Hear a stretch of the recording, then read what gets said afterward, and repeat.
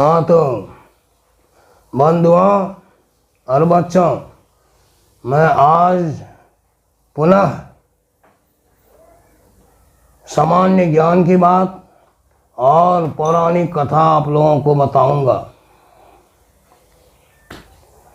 हिंदू महासभा के संस्थापक कौन थे? हिंदू महासभा के संस्थापक मदन मोहन मालवीय थे। जालियांवाला हत्याकांड समिति की जांच करने के लिए सरकार ने किस समिति का गठन किया था? जालियांवाला हत्याकांड की जांच करने के लिए सरकार ने हंटर समिति का गठन किया था। चौरी चौरा किस राज्य में, भारत के किस राज्य में है? भारत के किस राज्य में वर्तमान है चौरी चौरा? यह स्थान भारत के उत्तर प्रदेश में है। कांग्रेस ने किस तिथि में और कितनी ईस्वी में स्वतंत्रता दिवस मनाया था?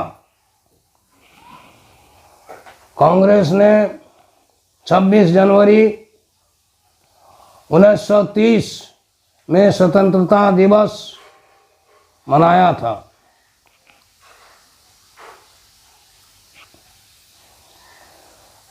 किस किसान आंदोलन के फलस्वरूप वल्लभ भाई पटेल को सरदार की उपाधि मिली?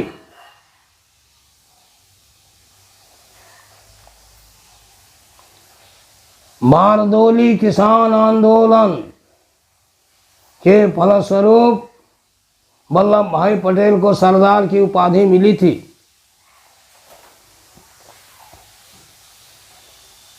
प्रथम गैर कांग्रेसी सरकार कितना ईस्वी में गठित हुई? 1977 ईस्वी में गैर कांग्रेसी सरकार बनी और इस सरकार की स्थापना किसने की थी? इस सरकार की स्थापना मोरारजी देसाई के नेतृत्व में की गई। अब कुछ पौराणिक कथा सुनिए। जरासंध कौन था और उसका जन्म कैसे हुआ था और उस समय उसकी आकृति क्या थी? जरासंध राजा बृहद्रथ के पुत्र थे। जिस समय इनका जन्म हुआ तो 2 मांस पिंडों में अलग अलग थे। राजा ने विकृत पुत्र को देखकर उसे अपने अनुचरों को फेंक देने के लिए कहा। अनुचरों ने राजा का पालन किया, राजा की आज्ञा का पालन किया और उसे दोनों मांस पिंडों को जंगल में फेंक दिया। तो फिर उसके बाद क्या हुआ? उसी जंगल में जरा नाम की एक राक्षसी थी। उसी राक्षसी ने उस दोनों पिंडों को जोड़ दिया और उन पिंडों के जुड़ते ही जरासंध जीवित होकर बहुत जोर से चिल्लाया और इतनी जोर से चिल्लाया कि जरा राक्षसी भयभीत होकर भाग गई।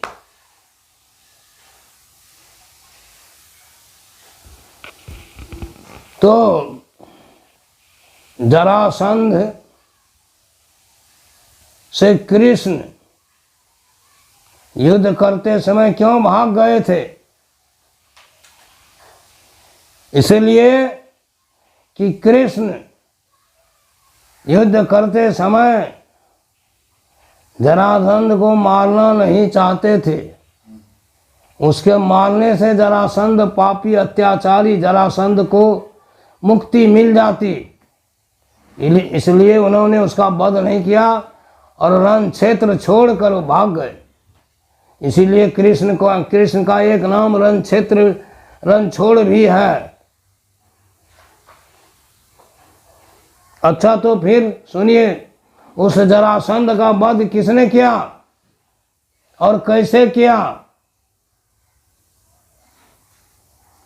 भीमसेन, पांडु का दूसरा पुत्र भीमसेन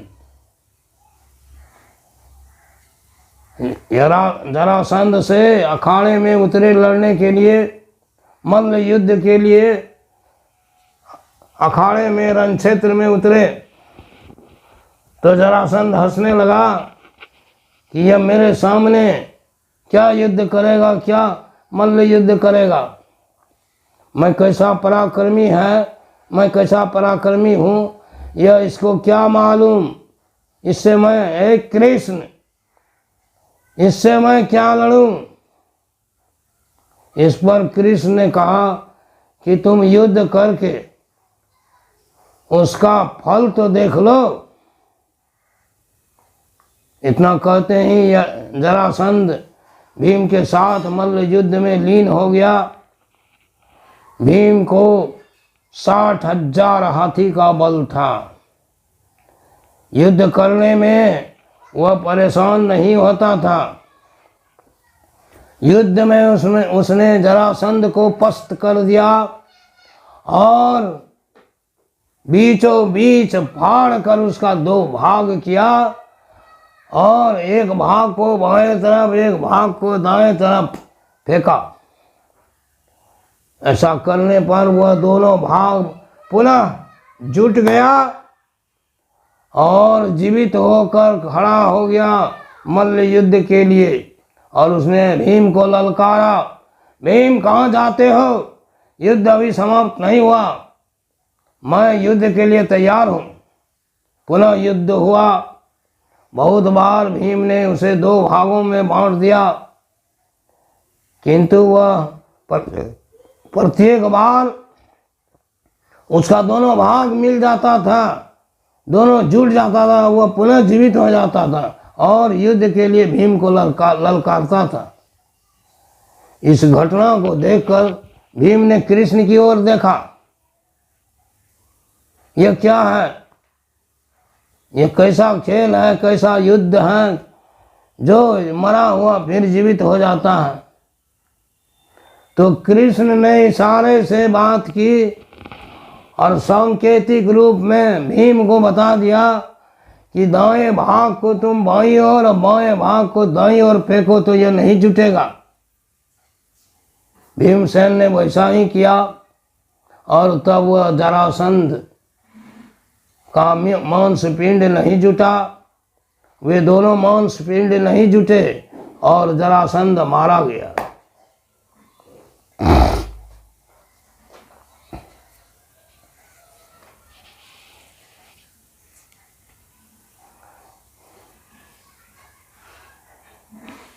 दुर्योधन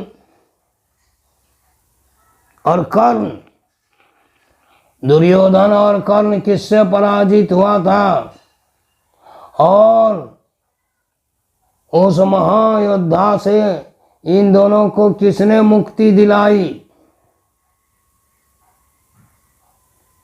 चित्रसेन नामक एक गंधर्व था।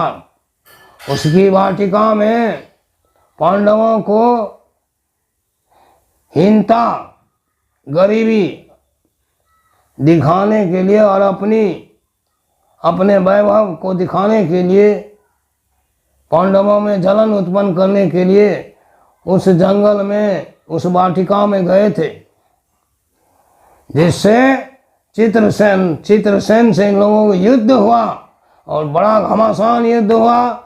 उस युद्ध में दोनों पराजित हुए और इन दोनों को उस चित्रसेन गंधर्व ने कैद कर लिया। इस घटना को एक दूत ने जाकर धर्मराज युधिष्ठिर को कहा, वनवासित धर्मराज युधिष्ठिर को कहा। उसी वाटिका से कुछ दूरी पर पांचों भाई पांडव रहते थे। जब उस दूत ने कहा तो युधिष्ठिर ने अर्जुन भीम को कहा कि जाओ दुर्योधन और कर्ण को छुड़ा दो। इन लोगों ने तो इनकार किया। इन लोगों ने कहा भले अच्छा ही हुआ, दोनों हम लोगों को अपनी संपत्ति दिखाकर हम लोगों को हृदय में जलन उत्पन्न करना चाहता था। इसी वजह से इसे ईश्वर ने दंड दिया और यह सदा हम लोगों की बुराई करते आ रहा है। इसीलिए इस दुर्योधन, पापी दुर्योधन को छुड़ाना अनुचित है। तो युधिष्ठिर ने क्या कहा, जब तक हम लोग आपस में लड़ते हैं तो शत्रु हैं, किंतु जब कोई बाहरी इसको विवश करे, इसको कष्ट पहुंचावे, तो हम लोग 105 भाई हैं। कौरव 100 भाई था, पांडव 5, दोनों मिल करके 105 भाई हुए। वही कहा धर्मराज ने कि हम लोग 105 भाई हैं। यदि तुम दोनों भाई नहीं जाते उसे छुड़ाने तो मैं खुद जाऊंगा। तब भीम और अर्जुन दोनों धर्मराज युधिष्ठिर की बात नहीं टालते थे। दोनों गए और उन दोनों को मुक्त किया। अच्छा तो सुनिए, दुर्योधन का मुकुट अर्जुन ने क्यों लिया था और किस समय लिया था? महाभारत युद्ध के क्रम में जब भयंकर लड़ाई होने लगी, भीष्म पांडवों को परेशान कर दिया, तो कृष्ण ने मंत्रणा दी कि आप अर्जुन, आपको दुर्योधन ने कहा था कि तुम्हारा उपकार मुझे याद रहेगा और जब तुमको जरूरत हो तो अपने उपकार का बदला तुम मांग लेना। इसलिए कृष्ण ने उसे यह मंत्रणा दी कि तुम दुर्योधन का मुकुट ले आओ और वो तुम्हारी शकल दुर्योधन से मिलती है। उस मुकुट को पहनकर तुम भीष्म के पास जाओ और पांडवों को, तुम लोगों को मारने के लिए भीष्म ने जो 5 अस्त्र रखा है, उन 5 अस्त्र को मांग लो। वैसा ही किया इसने और भीष्म ने 5 अस्त्र इन्हें दे दिया। दुर्योधन समझकर 5 अस्त्र भीष्म ने अर्जुन को सौंप दिया।